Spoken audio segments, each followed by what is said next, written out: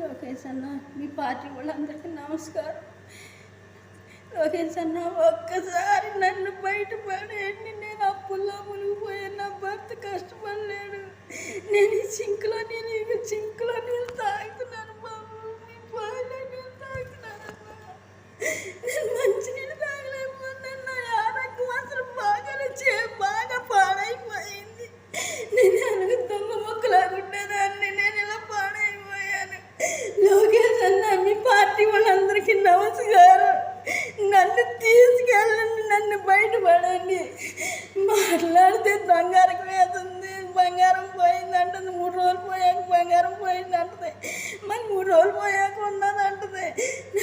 నన్ను కొడతాకొచ్చేస్తుంది నా అత్తమాల. నాయన, మీకు దండం పెడతాను. మీ పార్టీ వాళ్ళందరూ నన్ను బయటపడేయండి నాయన. నా బిడ్డ